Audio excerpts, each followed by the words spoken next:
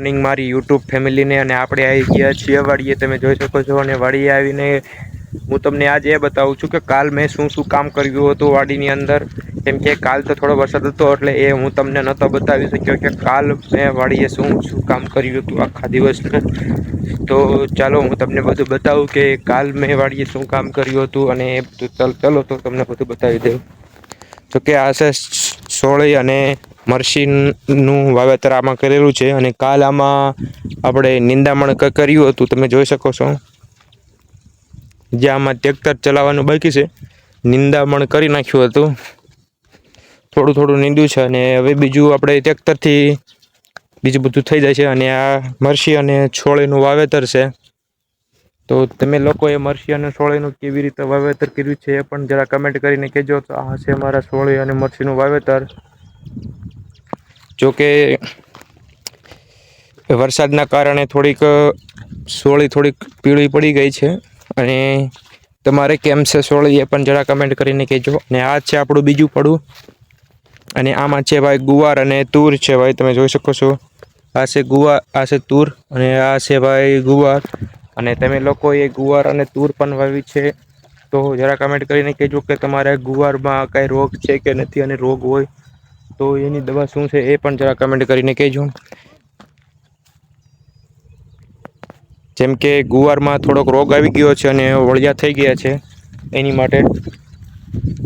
અને બે દિવસ હેટ્રિક વરસાદ આવ્યો છે એટલે હું તમને દેખાડું કે કુવામાં કેટલું હોય છે પાણી, અધર આવ્યું છે કે નથી આવ્યું એ પણ હું તમને દેખાડું છું. જેમ કે હેટ્રિક 3 દિવસથી તો અમારા ગામમાં વરસાદ આવે છે. તો મારા ગામમાં કેટલો વરસાદ આવ્યો છે એ પણ જરા કમેન્ટ કરીને કહેજો. અને ઝટકો શરૂ છે એટલે થોડુંક સંભાળીને ચાલવું પડે, નકામું આપણને ઝટકો લાગી જાય. તો આ છે આપણી ટીસી જોકે વાડીની, તમે જોઈ શકો છો. આ ટીસીની આગળથી કનેક્શન નથી જતું, આ કનેક્શન પૂરું થઈ જાય છે. અને આ છે આપણો કૂવો ભાઈ, કૂવો તમે જોઈ શકો છો કે કૂવામાં આટલું પાણી ઉપર આવી ગયું છે. પેલા દેખાતું નહોતું પાણી, પણ હવે થોડું દેખાવા લાગ્યું છે. એટલે 3 દિવસ હેડ્રિક વરસાદ આવવાના કારણે કુવામાં પાણી તો ઉપર આવી ગયું છે.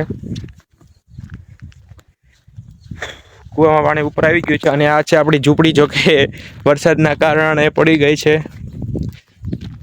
જોઈ શકો છો વરસાદના કારણે પડી ગઈ છે. અને આની અંદર છે આપણું ભાઈ મોટરનું ટાટર છે ભાઈ, પાણી છે ચાલુ કરવાની મોટરનું ટાટર છે. અત્યારે જો કે ફ્યુઝ ને બધું કાઢી નાખ્યું છે વરસાદના કારણે. કેમ કે થોડાક વીજળીના કારણે કદાચ પ્રોબ્લેમ થયો હોય તો મોટરને કાંઈ વાંધો આવે નહીં એની માટે. તો તમે લોકો પણ વરસાદ એવું થાય તો વાડીએ ફ્યુઝને એવું કાઢી નાખવું, જેનાથી આપણે મોટરને કંઈ પ્રોબ્લેમ આવે નહીં અને આપણે ખોટો ખર્ચો થાય નહીં. અને આ છે આપણું ખોખીનું વાવેતર, તમે જોઈ શકો છો. ખોખી એકદમ ઉગી ગઈ છે. આ છે 39 નંબરની ખોખી, તમે જોઈ શકો છો. એકદમ કમ્પ્લીટ ઉગી ગઈ છે ખોખી.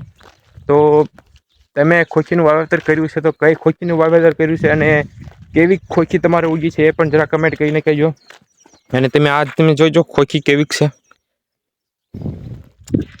જે આ 39 નંબરની ખોખી ઉગી ગઈ છે, 20 નંબરની ખોખી જે ઉગી નથી, કેમ કે એ થોડી મોડી આવી હતી એના કારણે. અને આ છે આપણી ઓરડી, તમે જોઈ શકો છો. આ છે આપણી ઓરડી, આ છે બંને પંપ પડ્યા છે દવા છાંટવાના. પણ હજુ તો કાંઈ ઉપયોગમાં લીધા નથી દવા છાંટવાના પંપને, એના કારણે તો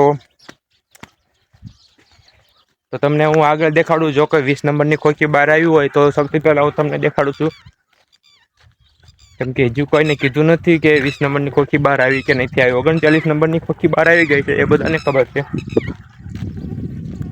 તો દેખાડો હું તમને 20 નંબરની ખોખી શાયદ બહાર આવી હોય તો દેખાડી દો. તો બન્યા રહીજો બ્લોગમાં. અને તમે આ ખોખીનું વાવેતર કેવું છે એ જરા કમેન્ટ કરીને કહેજો. અને આમાં દવા કઈ છાંટવી જેનાથી ખોખીનું ઉત્પાદન થોડુંક સારું આવે અને એના છોડ પણ થોડા સારા થાય. એટલે એ જરા કમેન્ટ કરીને કહેજો કે જેનાથી કઈ દવા છાંટી. તો ભાઈ આ અહીંયા છે, તમે છેલ્લે જોઈ શકો છો. છેલ્લે થોડુંક ઉગી ગયું છે, કેમ કે એ પહેલા પણ પાયું તો આ છે. તમને ત્યાં જઈને દેખાડું 20 નંબરની ખોખી, તમે બન્યા રહીજો બ્લોગમાં.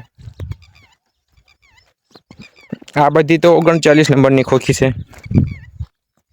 તો આ સામે સુધી 39 નંબરની ખોખી છે.